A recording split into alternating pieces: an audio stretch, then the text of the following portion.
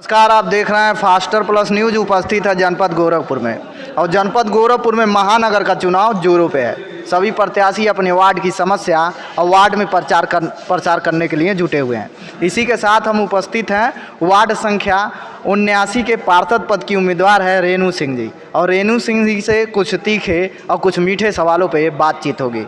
चूँकि पेशे से मैडम वकील हैं तो थोड़ा सा हमको डर भी लग रहा है। क्या हाल चाल है? ठीक है, फाइन।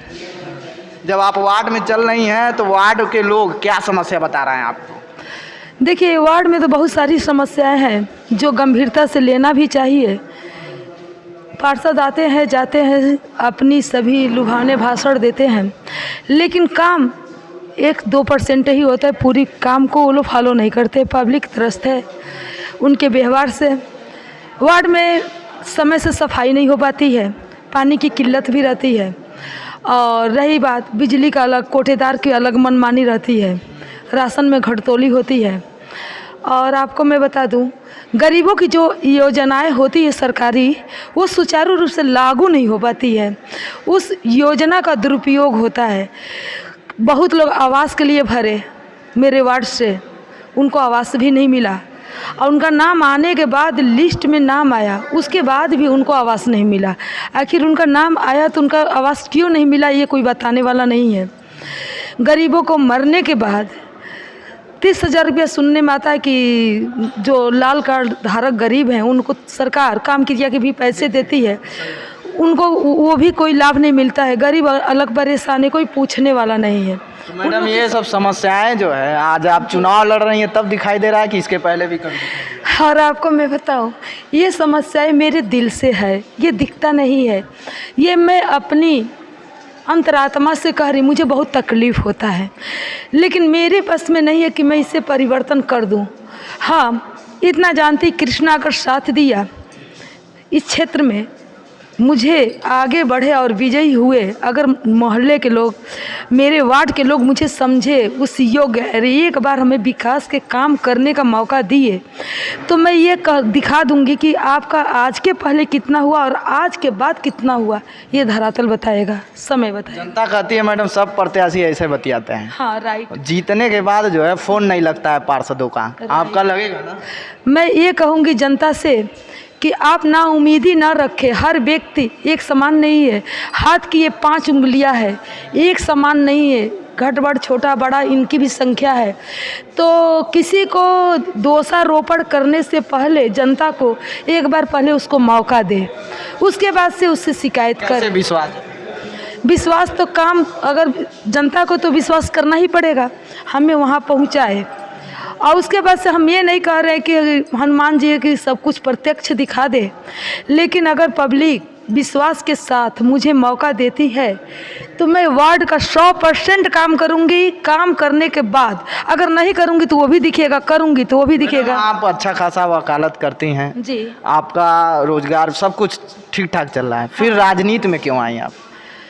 राजनीति में देखिए, राजनीति मेरा व्यवसाय नहीं है, मेरा कर्म है और समाज सोशल वर्क है। राजनीति जनता के हित के काम का करने का एक जुनून मेरे अंदर है। मैं चाहती हूँ कि गरीब जनता का जो काम आज तक राजनेता सिर्फ खाते रहे, उस काम को मैं कर कर दिखा दूँ। क्योंकि पैसा, मैं इतना जानती हूँ कि जो भी कुछ काम करूँगी उससे जनता की दुआओं से मैं आगे बढ़ूँगी, और जनता का काम करूँगी तो उनका दुआ मेरे साथ रहेगा।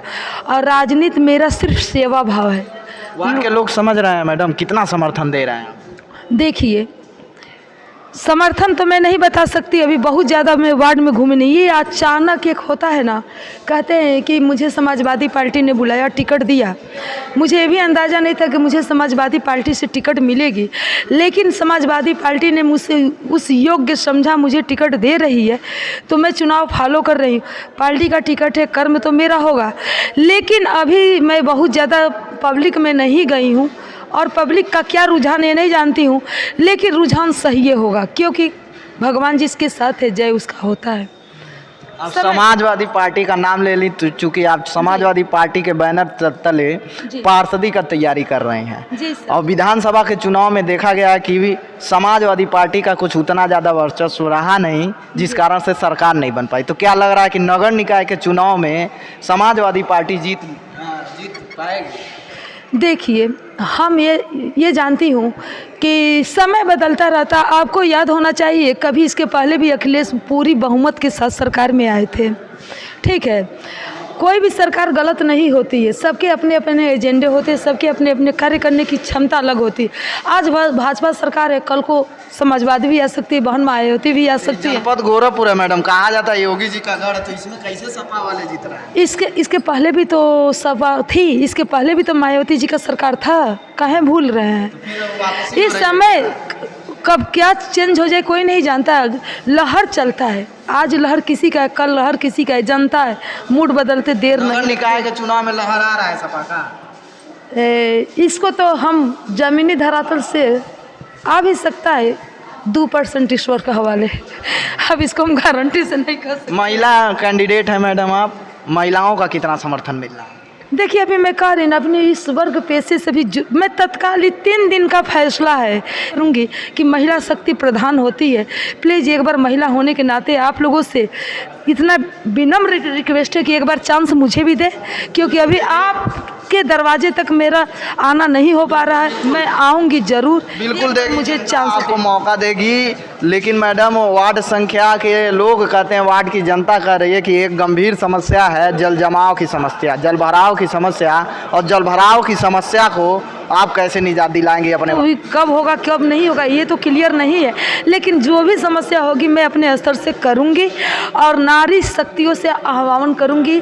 आप लोग मातृशक्ति हैं, आप लोग एक मातृशक्ति को आगे बढ़ाइए। मैडम, एक और सवाल हमारे जहन में आ रहा था, चूँकि कई सारे प्रत्याशी हैं, हमारी फास्टर प्लस न्यूज ऐसा कोई नेता नहीं छोड़ रहा है जो चुनाव में आ रहे हैं। कहते हैं प्रत्याशी कि चुनाव नज़दीक आ जाने दीजिए, पैसा बांटेंगे, चुनाव जीतेंगे।